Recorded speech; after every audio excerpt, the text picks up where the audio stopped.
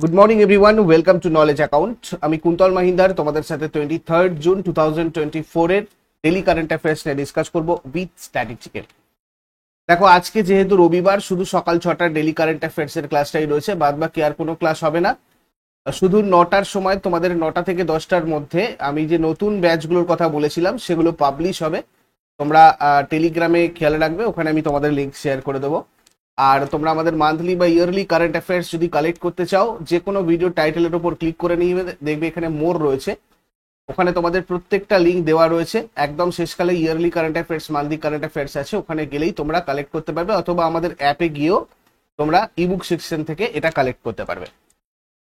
পরিবর্তন batch course তোমাদের কালকেই লাস্ট, এই অফারটির ভ্যালিডিটি ডেটটা রয়েছে 24 জুনের মধ্যে। তোমরা জয়েন করতে চাইলে এই প্রাইজেই জয়েন করতে পারবে WBP24 কুপন কোড ইউজ করে। আর WBPSC ক্লার্কশিপেরও তাই, এই 60%-এর অফারটা 24 তারিখ পর্যন্ত থাকছে। এই নাম্বারে যোগাযোগ করে নাও তোমরা আরো বিশদে জানার জন্য, এবং এই নাম্বার, এই প্রাইজে এগুলোতে জয়েন করে নাও। আর নতুন ব্যাচ তোমাদের আজকে যেগুলো পাবলিশ হবে, লঞ্চ হবে, সেগুলো হচ্ছে তোমার আর্যভট্ট ম্যাথের foundation batch 3 pro, English foundation batch 4, Epiphany, general science foundation batch পরমাণু, রেলওয়ের জন্য স্পেশাল ব্যাচ।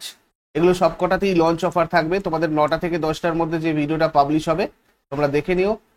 এছাড়া রেলওয়ে ফাউন্ডেশন ব্যাচ বুলেট, আর এসএসসি ফাউন্ডেশন ব্যাচ প্রাপ্তি, আর দুটোর কম্বো ব্যাচও আজকেই লঞ্চ হচ্ছে। তোমরা সবটাই জানতে পারবে একটু পরে। আমি এই ভিডিওর কমেন্ট বক্সে পিন করে দেবো লঞ্চ কোর্সের ভিডিওটা, অথবা টেলিগ্রামে তোমাদের লিঙ্ক শেয়ার করে দেবো, তোমরা ওখান থেকে দেখে নিও। আজকে প্রথম প্রশ্ন যেটা, 2024 হেমিস উৎসবটা কোন রাজ্য বা কেন্দ্রশাসিত অঞ্চলে উদযাপিত হচ্ছে? 2024 হেমিস উৎসবটা লাদাখে উদযাপিত হয়েছে। হেমিস উৎসবটা তিব্বতী বৌদ্ধ ধর্মের একটা প্রাণবন্ত উদযাপন, প্রত্যেক বছর ভারতের লাদাখে অনুষ্ঠিত হয়। 2024 সালে এই গুরুত্বপূর্ণ সাংস্কৃতিক অনুষ্ঠানটা 16 থেকে 17 জুন অনুষ্ঠিত হবে, মানে 16 থেকে 17 জুন অনুষ্ঠিত হয়েছে আর কি। কোথায় হয়েছে? লাদাখের হেমিস। হেমিস সবসময় লাদাখে অনুষ্ঠিত হয়। কেমন? হেমিস উৎসব প্রত্যেক বছর গুরু পদ্ম সম্ভবের জন্মবার্ষিকীতে পালিত হয়। অনেক সময় প্রশ্ন আসে তোমাদের, হেমিস উৎসবটা কার জন্মবার্ষিকীতে পালন করা হয়? নৃত্য উৎসবটা বুদ্ধের পুনর্জন্মের কাহিনী প্রদর্শন করে, আর এটা খুব বিশ্বখ্যাত, সবাই চেনে গোটা বিশ্বে। উৎসবটা সবচেয়ে আকর্ষণীয় অংশ হচ্ছে মুখোশ নৃত্য। মুখোশ নৃত্য হয় এই উৎসবে। আর লাদাখের এই মুখোশ নৃত্যকে চাম নৃত্য বলে উল্লেখ করা হয়। লাদাখ 2019 সালে 31শে অক্টোবর কেন্দ্রশাসিত অঞ্চলে পরিণত হয়েছিল। দুটো জেলা রয়েছে লাদাখের, রাজধানী লে, কার্গিল শীতকালীন, আর এটা গ্রীষ্মকালীন। লেফটেন্যান্ট গভর্নর বিডি মিশ্র রয়েছেন। জম্মু কাশ্মীর লাদাখ হাইকোর্টের বিচারপতি রয়েছেন এন কোটেশ্বর সিং। তারপরে ভারতের টেলিকম রেগুলেটরি অথরিটির সেক্রেটারি পদে কে নিযুক্ত হয়েছে? টেলিকম রেগুলেটরি অথরিটির সেক্রেটারি পদে নিযুক্ত হয়েছে অতুল কুমার চৌধুরী।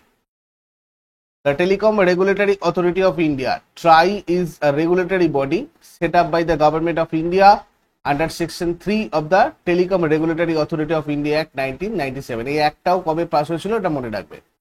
এর হেডকোয়ার্টার নিউ দিল্লিতে রয়েছে। 20 ফেব্রুয়ারি 1997 সালে এটা গঠিত হয়। আর চেয়ারপারসন রয়েছেন অনিল কুমার লাহোতি। তারপর বিশ্বের সবচেয়ে স্ট্রবেরি রপ্তানিকারক দেশ, সবচেয়ে বেশি স্ট্রবেরি রপ্তানিকারক দেশ কোনটা? দেখো, সবচেয়ে বেশি স্ট্রবেরি রপ্তানিকারক দেশ হচ্ছে মেক্সিকো।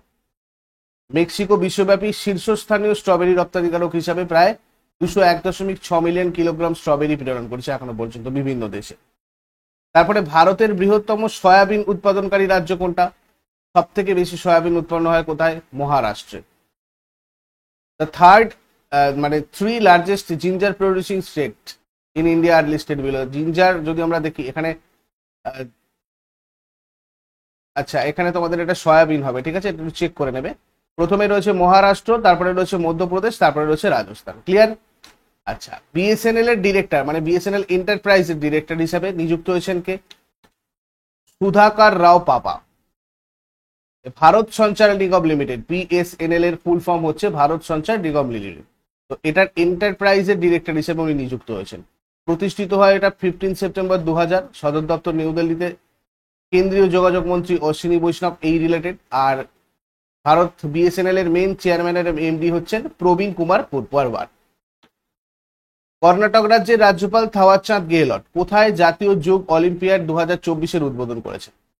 জাতীয় যোগ অলিম্পিয়াড 2024-এর উদ্বোধন করেছেন মাইসুরুতে। রাজ্যপাল থাওয়ারচাঁদ গেহলট 21শে June Mysuru Karnataka state open ইউনিভার্সিটির সমাবর্তন হলে জাতীয় যোগ অলিম্পিয়াড 2024-এর উদ্বোধন করেছেন। মুখ্যমন্ত্রী সিদ্ধারামাইয়া প্রতিষ্ঠা সাল 1966 1 নভেম্বর। রাজ্যপাল থাওয়ারচাঁদ গেহলট। রাজধানী ব্যাঙ্গালোর। লোকনৃত্য কি কি রয়েছে? ইয়াকসাগান, হুট্টারি, সুগ্গি, কুনিতা, কারগা, লাম্বি এগুলো। উৎসব মহীশূর দশেরা, উগাড়ি এগুলো। ন্যাশনাল পার্ক এখানে আনসি রয়েছে, বন্দিপুর রয়েছে, বানরঘাটা রয়েছে, কুদ্রেমুখ রয়েছে, নাগারহোল রয়েছে। হাইকোর্টের প্রধান বিচারপতি নিলয় বিপিন চন্দ্র আঞ্জারিয়া। তারপরে Paavo Nurmi games 2024 athletics meet পুরুষদের জ্যাভলিন ইভেন্টে কে স্বর্ণপদক জিতেছে? এখানে স্বর্ণপদক জিতেছে নীরাজ চোপড়া। ভারতের তারকা জ্যাভলিন নিক্ষেপকারী নীরাজ চোপড়া সম্প্রতি ফিনল্যান্ডের তুর্কুতে পাভো নুরমি গেমস 2024 অ্যাথলেটিক্স মিটে পুরুষদের জ্যাভলিন নিক্ষেপ ইভেন্টে স্বর্ণপদক জিতেছে। নীরাজ চোপড়া তার তৃতীয় প্রচেষ্টায় 85.97 মিটার ছুড়ে সোনাটা জিতেছেন। একই সাথে এই ইভেন্টের রূপোর পদক জিতেছেন ফিনল্যান্ডের টনি কেরানেন। প্রধানমন্ত্রী নরেন্দ্র মোদী কোন রাজ্যে নালন্দা বিশ্ববিদ্যালয় ক্যাম্পাস উদ্বোধন করেন? নালন্দা বিশ্ববিদ্যালয় ক্যাম্পাস উদ্বোধন করেছেন কোথায়? বিহারে। বিহারের রাজগীর নালন্দা বিশ্ববিদ্যালয়ে নতুন ক্যাম্পাস উদ্বোধন করেছেন প্রধানমন্ত্রী নরেন্দ্র মোদী। নালন্দা বিশ্ববিদ্যালয়টাকে বিশ্বের প্রথম আবাসিক বিশ্ববিদ্যালয় হিসেবে বিবেচনা করা হয় এবং প্রাচীন বিশ্বের শিক্ষার সর্বশ্রেষ্ঠ কেন্দ্রগুলোর মধ্যে এটা একটা। এটা রাজগৃহ মানে বর্তমানে রাজগীর শহরের কাছে, পাটলিপুত্র মানে বর্তমানে পাটনার প্রায় 90 কিলোমিটার দক্ষিণ পূর্বে অবস্থিত। নালন্দা পঞ্চম শতাব্দীতে প্রতিষ্ঠিত হয়েছিল। 700 বছরেরও বেশি সময় ধরে বিকাশ লাভ করেছিল, ডেভেলপ হয়েছিল। সমগ্র এশিয়া থেকে বিভিন্ন পণ্ডিত ছাত্ররা এখানে পড়তে আসতো। নালন্দা বিশ্ববিদ্যালয় খ্রিস্টপূর্ব পঞ্চম শতাব্দীতে গুপ্ত রাজবংশের কুমার গুপ্ত দ্বারা নির্মিত হয়েছিল। আর 9 জানুয়ারি 2009 ইউনেস্কো বিশ্ব ঐতিহ্যের তালিকায় এটা স্থান পায়। 1200 খ্রিস্টাব্দে বখতিয়ার খলজির আক্রমণকারী সেনাবাহিনী দ্বারা বিশ্ববিদ্যালয়টা ধ্বংস হয়ে যায়, কিন্তু এটা ভারতের সমৃদ্ধ সাংস্কৃতিক ঐতিহ্যের একটা গুরুত্বপূর্ণ প্রতীক হিসাবে রয়ে গেছে। তারপরে স্বাস্থ্য খাতের উন্নতির জন্য ভারত সরকার কার সাথে একটি ঋণ চুক্তি স্বাক্ষর করেছে? Asian development bank. ভারত সরকার সম্প্রতি এশিয়ান ডেভেলপমেন্ট ব্যাংকের সাথে একটা $170 মিলিয়ন নীতি ভিত্তিক ঋণ চুক্তি স্বাক্ষর করেছে, যাতে ভবিষ্যতের মহামারী মোকাবিলায় স্বাস্থ্য খাতে ভারতের প্রস্তুতি আর সক্ষমতা বাড়ানো যায়। এর হেডকোয়ার্টার মান্দালুয়াংয়ে রয়েছে ফিলিপিন্সে। এটা 1966 সালের 19শে ডিসেম্বর প্রতিষ্ঠিত হয়। মাসাতসুগো আসাকাওয়া সভাপতি। সদস্য পদ রয়েছে 68টা দেশে। তারপরে বিশ্ব হাইড্রোগ্রাফিক দিবস, ওয়ার্ল্ড হাইড্রোগ্রাফি ডে, এটা কবে পালন করা হয়? 21 জুন। 2024-এর একটা থিমও রয়েছে, hydrographic information enhancing safety, efficiency and sustainability in marine activities.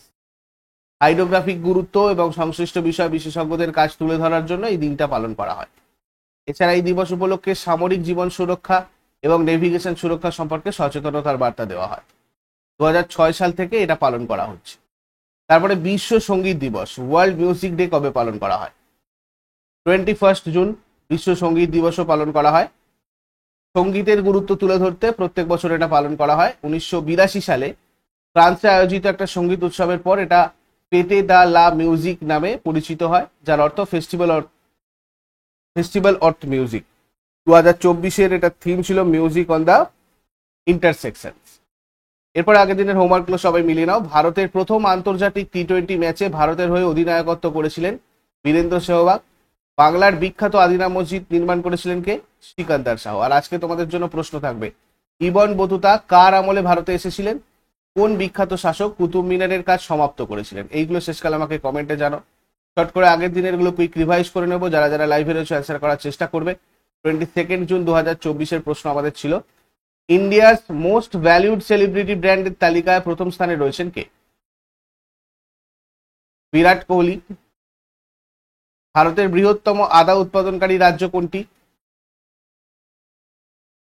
Madhya Pradesh. মহিলা ক্রিকেটের দ্বিতীয় সর্বোচ্চ আন্তর্জাতিক রান অর্জনকারী হলেন কে?